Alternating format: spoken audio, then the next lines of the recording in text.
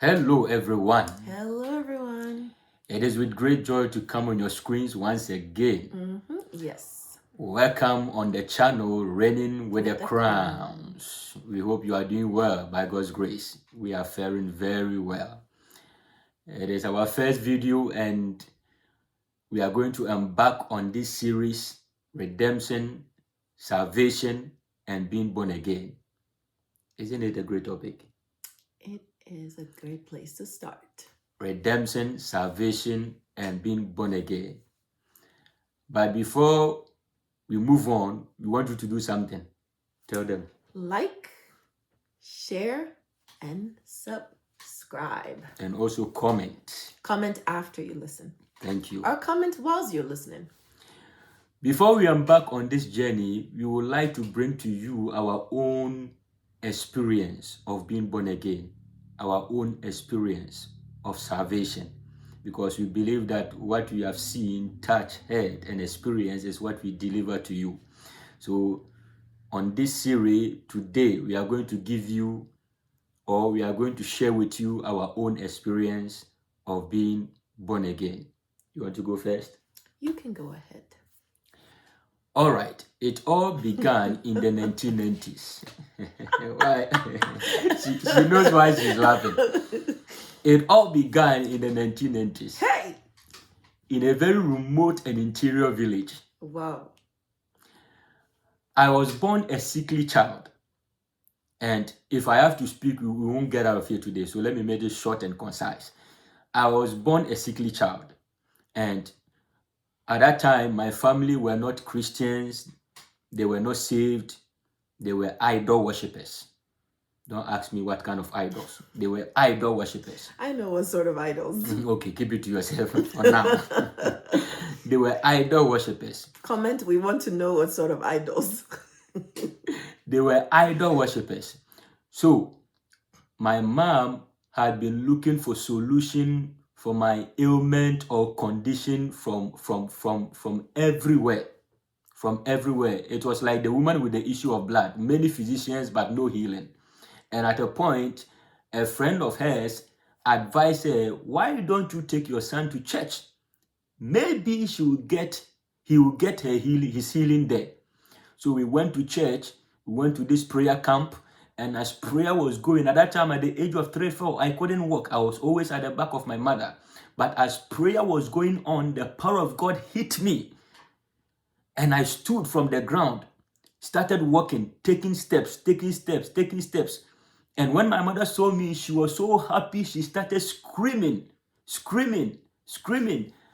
And there she gave her life to Christ. And from there, my mother will force all of us to go to church, Sunday school. And by so doing, the fear of God, the reverence of God was built in us. So at the age of 12, I also gave my life to Christ because I felt that that was the best way to live life, and I love the things of God. I was so much in love with God. I love being in the house of God, and I just gave my life to Christ. So in a nutshell, that is my experience of being born again. So just a few questions, because 12 is pretty young to get born again. Or, I mean, there's no such thing as pretty young. Let's erase that. But what I mean is that at 12, you are now about to venture into the stage of teenagers. So that's when you're going to meet people that are not of like faith as you are. How did you navigate? Like, did you have foundational understanding of what it meant to be redeemed, to be saved, to be born again? Did you have friends that were also born again that you could affiliate with in school? I did not have any foundational knowledge about redemption, being born again, or salvation. But it is because of the fear of God that my mother instilled in us. That fear of God was always speaking to me. It was like a voice that anytime, even among my pagan friends, my unbelieving friends, anytime we were going to do something, that voice would tell me, hey, you can't do that. Hey, you can't go there. Hey, you can't touch this. It's like that voice was directing me. So I did not have the knowledge, but there was a kind of voice that was directing me to the right path. And when I got to the age to understand what salvation is, what redemption is, I gave my life to Christ because I had the fear of God, I had the love of God. So No, it I wasn't. mean, like you said 12. So after 12, when you go to school, was there any other people, peers of your age who are also born again? Yes, Okay, okay. yes, there were people because Ghana is, let's Oh, say, okay, it was in Ghana. it Okay. was in Ghana. So That was Ghana, important to specify. exactly. Ghana is a, let's say, a nation, a Christian nation. So that was I had friends, we prayed together, we went to church together, and these friends, we were in the same church and we were in the same school. Oh, So that's it was wonderful. that easy for me. That's awesome. What about you? Okay, well, since you're so eager to hear my experience, Uh-huh. once again, just a reminder, this is your opportunity to comment. You can comment on Pastor Stephen's testimony of his born again experience. And we are also, as mentioned from the beginning, treating the series of redemption, salvation, and born again. If you just logged in, that is the reason why we're sharing our personal encounters. Well, I grew up in a Christian household, surrounded by Christians, went to church since I could remember. But my personal experience or my decision, because salvation is not simply going to church. You can be born in a Christian household, be the daughter, the son of a pastor, a preacher, a bishop, archbishop, and still not have your heart connected to God and therefore not be born again. And that was my reality. And that it's very, very tricky because a lot of people do not know that. They assume that just because I am African and I came from a family that it's a tradition that we go to church every single Sunday, automatically I am born again, because they know all the slogans, they know all the jargons, they know how it looks like or how it sounds like, how to fake it, how to make it look like, but they've not had the real experience. So that was basically my reality. I'd heard of God, I knew the songs, I enjoyed being in church because that it's part of the culture, until when I believe I was 17, I believe. Yeah, I was 17. And my brother is a preacher. So we went on a church trip, a retreat. And it was at that retreat that I had the encounter. I met people, I had never actually met people that were really genuinely seeking God. It was after that I noticed that those that I thought were genuinely seeking God were just like me, following tradition as they knew it to be. But there was a difference in the communication. I remember that night when we gathered, it was like a retreat center. We gathered, there was a question. I'll never forget that question because that question showed the state of my heart entering that place. And I believe that's the state of a lot of hearts of people that have not encountered the Lord. The question was, what do you expect for this weekend? Because it was a Friday, Saturday, Sunday retreat. And I had never been to a retreat, up to my knowledge, anyways, exclusively for God. And I was thinking that I was going because I'm going on a field trip. It was in winter time. It was January. So I'm getting away from home. I'm enjoying myself. We're going in the woods. It's going to be a fun time. That was the mindset I was going. Meeting Jesus, meeting God was far away from my thought. It was just a trip, and I was eager to be part of the trip. So when everybody took their turn, it was like we were a small group of people. Everybody took their turn to answer. When it got to me, I said, "Que sera, sera." Que sera, sera, meaning I move with the wind, or whatever will happen, will happen. Que And sera, sera. exactly, because I didn't have an expectation, number one, and I didn't know really what it's supposed to be. I just felt like, okay, well, I'm gonna participate in this. So over the time that I was there, that Friday night, I obviously we prayed and everything. I tried to participate as much as I could, but I was speaking with like a friend of mine that was also there about just general life stuff, and I noticed the atmosphere. There was people really genuinely seeking God. The conversations were not about light things. The conversations were turning around the things of God, their visions, encounters that they've had, and it started to spike an interest in me. Particularly, there was a man there that was speaking of his wife having the capacity to see angels, and that was the sparking point.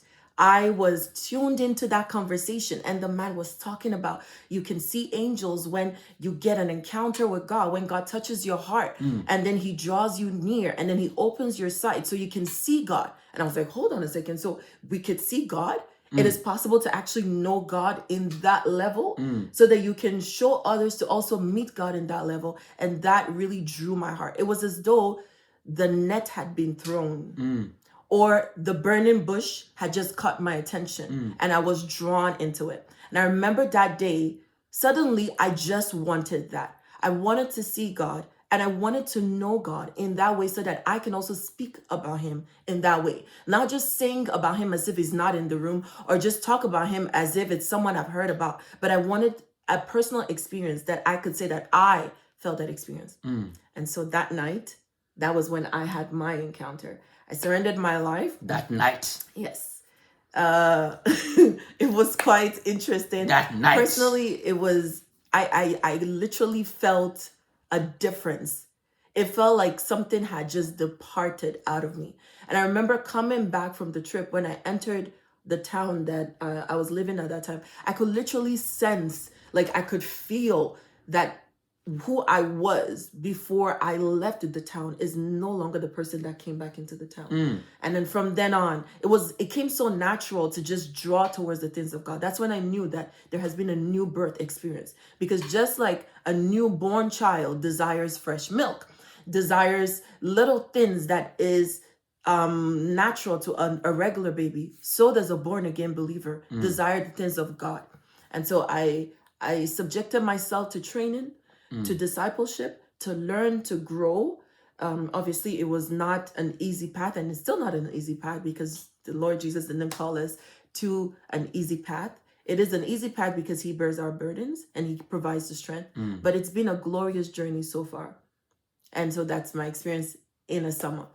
In a sum up. Yes. Wait, I have one question. Of course you do. Like you asked me, so when you gave your life to Christ at that retreat, when you came back, what was your relationship with at that time you were in school, right? Of course. With your classmates? How were you, relating with them? So I was in what we call in Canada CJEP. I was no longer in high school. I had finished high school. I somehow find that it made a big difference in my journey because in high school I was like surrounded with a lot more friends and a lot of like people that were of different faith. But in CJEP it was not like that because I was we are all in a different program, so you most likely are not going to meet everybody. So I didn't have any Christian friends. I didn't have any Christian friends outside of church. So what I did was I had to basically say goodbye to all the friends that I knew, and I would spend my time by myself. So I didn't really have any Christian friends. You know why I asked that question? Because I just sense that a young lady has just given her life to Christ. Wow. And some friends at school, her classmates, are making fun of her, mocking her.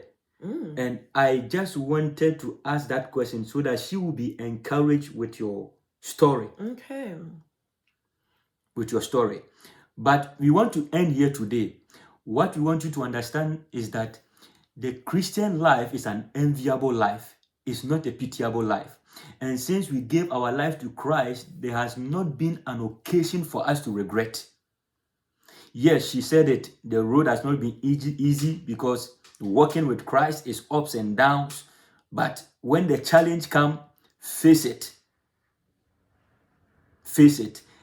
It has not been easy, but we want you to understand with our experience of being born again that there has not been an occasion for regret. So, we want you to, again, like, comment, and share. And we'll see you at the appointed occasion. God bless you.